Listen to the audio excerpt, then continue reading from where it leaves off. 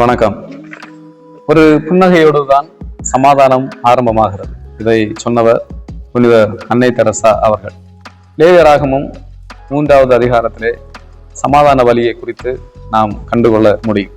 இதை ஆங்கிலத்திலே sacrifice of piece offering என்று சொல்லி, ஃபெல்லோஷிப் ஆஃபரிங் என்று சொல்லி, எபிரேயத்திலே இதை ஷேலேம் என்கின்ற பதத்தை கொண்டும் நாம் இதை புரிந்து கொள்ளலாம். இதற்கு என்ன அர்த்தம் என்று சொல்லி சொன்னால், sacrifice for alliance or friendship என்று சொல்லி வாலண்டரி சாக்ரிஃபைஸ் ஃபார் தேங்க்ஸ் என்று சொல்லி பதிவு செய்யப்பட்டிருக்கிறது. லேவியராகமம் 7வது அதிகாரம் 15வது வசனத்திலே சொல்லப்பட்டிருக்கிறது. சமாதான பலியாகிய ஸ்தோத்திர பலி என்று சொல்லி பதிவு செய்யப்பட்டிருக்கிறது. இந்த சமாதான பலிகளுக்கு அடுத்த பிரமாணங்கள் என்ன என்று சொல்லி நாம் பார்க்கின்ற பொழுது, அது காளையாக இருந்தாலும் சரி, அது ஆட்டுக்குட்டியாக இருந்தாலும் சரி, வெள்ளாடாக இருந்தாலும் சரி, அது பழுதற்றதாக இருக்க வேண்டும். அதற்கு பிறகு அது ஆசரிப்பு கூடார வாசலிலே கொண்டு வரப்பட வேண்டும். அதனுடைய தலையின் மேல் கைகள் வைக்கப்பட வேண்டும். அதற்கு பிறகு அது கொல்லப்பட வேண்டும். அதனுடைய இரத்தம் பலிபீடத்தை சுற்றிலும் தெளிக்கப்பட வேண்டும். குடல்களை எடுத்துக்கொள்ள வேண்டும். குடல்களை மூடிய கொழுப்பு, குடல்களில் உள்ள கொழுப்பு, அந்த கிட்னிஸ், கல்லீரலின் மேல் இருக்கின்ற ஜவ்வு, சிறுகுடல்களில் இருக்கிற கொழுப்பு, இவைகளெல்லாம் ஆரோனின் குமாரர் பலிபீடத்து அக்னியில் உள்ள அந்த கட்டைகளின் மேல் போட்டிருக்கும் சர்வாங்க தகன பலி மீது போட்டு தகனிக்க வேண்டும். இது சுகந்த வாசனையான தகன பலி என்று சொல்லி கர்த்தர் கட்டளை கொடுக்கின்றார். அதனுடைய கொழுப்பு, அதனுடைய இரத்தம், இவைகளை புசியக்கூடாது என்று சொல்லி அவர்களுக்கு கற்றுக் கொடுக்கின்றார்.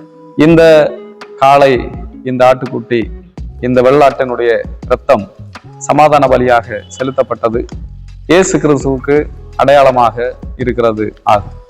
கொலோசையர் 1வது அதிகாரம் 20வது வசனத்திலே சொல்லப்பட்டிருக்கிறது. அவர் சிலுவையில் சிந்தின இரத்தத்தினாலே சமாதானத்தை உண்டாக்கி பூலோகத்தில் உள்ளவைகள் பரலோகத்தில் உள்ளவைகள் யாவையும் அவர் மூலமாய் நமக்கு ஒப்புரவாக்கி கொள்ள பிரியமாயிற்று என்று சொல்லி பதிவு செய்யப்பட்டிருக்கின்றது.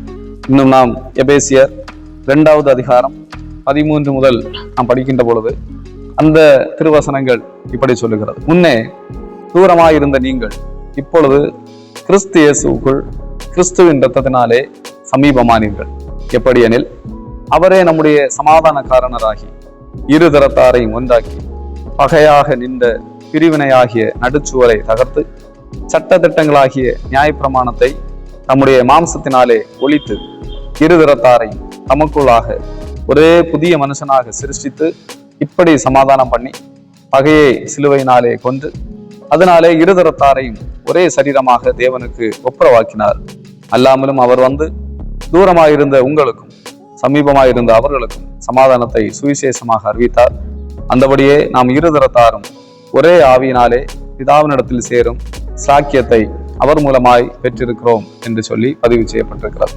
ஏசாயா 53:5 சொல்லுகின்றபடி சமாதானத்தை உண்டு பண்ணுகின்ற ஆக்கினை இயேசு கிறிஸ்துவின் மீது விழுந்த போது அவர் தம்முடைய இரத்தத்தை சிந்தி நமக்கும் பிதாவுக்கும் இடையே சமாதானத்தை உண்டு பண்ணியிருக்கிறார். அந்த இயேசு கிறிஸ்துவை விசுவாசித்து நாம் நம்முடைய வாழ்விலே சமாதானத்தை பெற்றுக்கொள்வோம்.